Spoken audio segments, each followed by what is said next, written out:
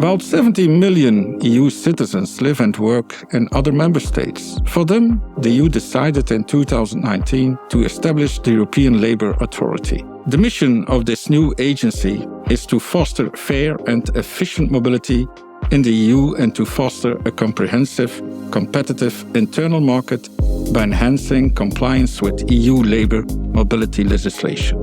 Member states have a duty to cooperate and assist each other in carrying out tasks bestowed upon them by the EU treaties. ELA was created to be a bridge between member states and to support this cooperation in the domain of free movement of workers.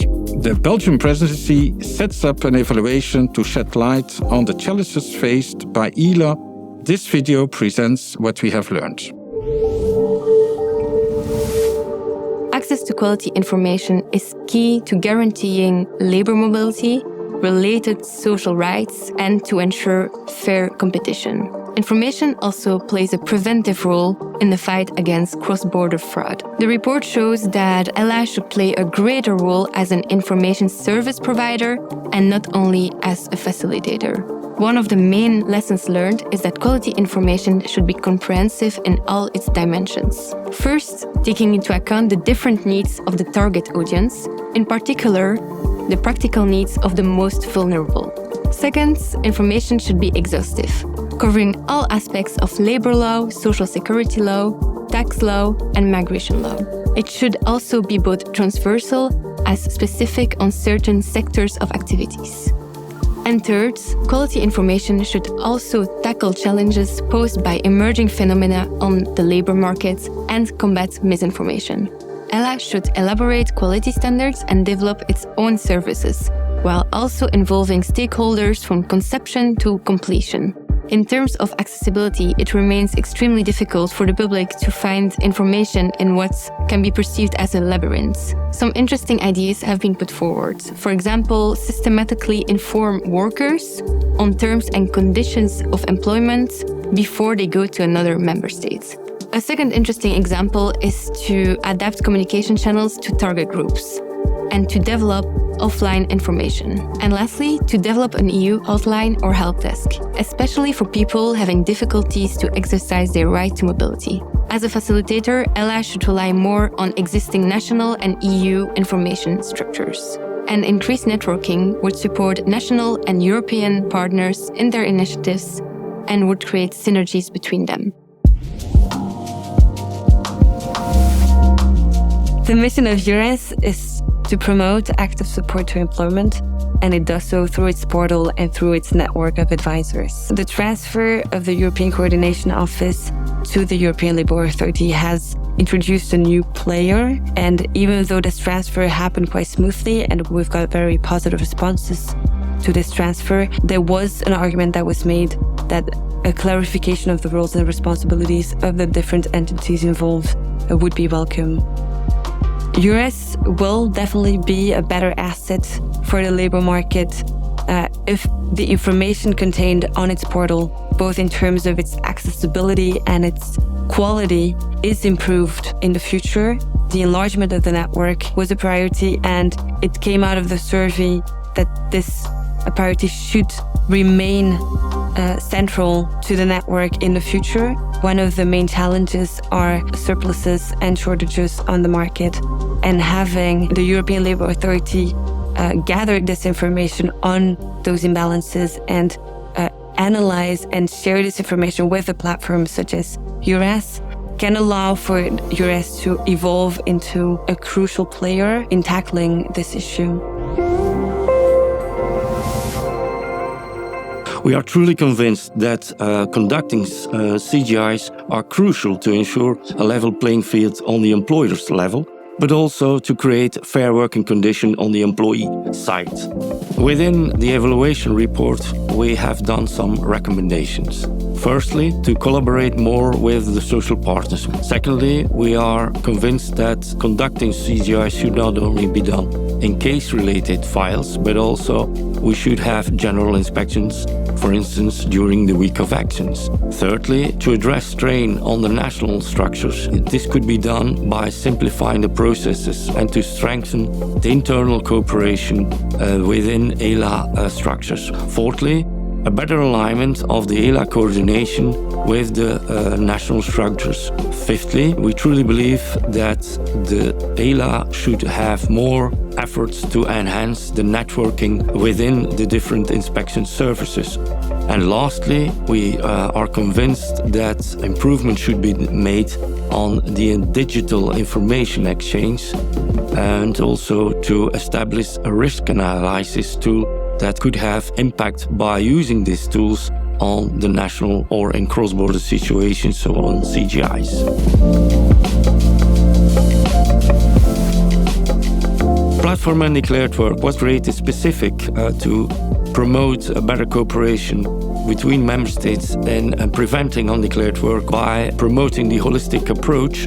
That means to have an integrated and integral approach, a multidisciplinary approach in tackling undeclared work, tackling social fraud, tackling social dumping. It's an example for us in Belgium because we can enhance our working methods. In the report, there are some recommendations. Firstly, to enhance the collaboration with the working group on inspections. Secondly, a better alignment within ELA and the national priorities. Thirdly, a better coordination between the undeclared work and the ELA governance structure. The mediation procedure is a mechanism that aims at resolving disputes between member states in the field of social security and labor law.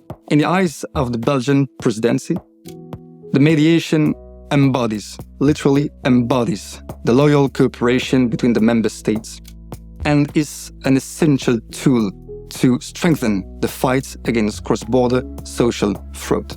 The survey and the interviews have shown that the goal of the mediation, its scope and cooperation between ELA and the Administrative Commission is clear and do not pose any problem. The expertise of those involved in the mediation procedure is praised. Nevertheless, the procedure is considered too complex and the workload to launch a mediation case is too heavy.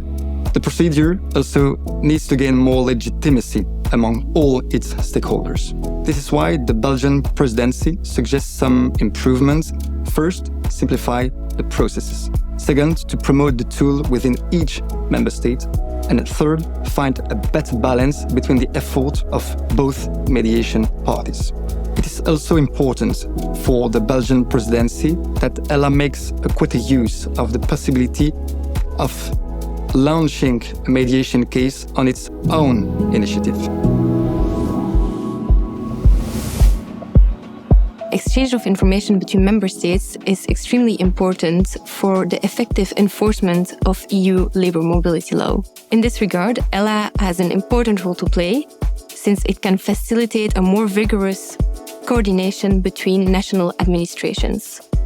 A first recommendation for ELA is to provide legal and practical assistance to national administrations on what they could share and how to share it.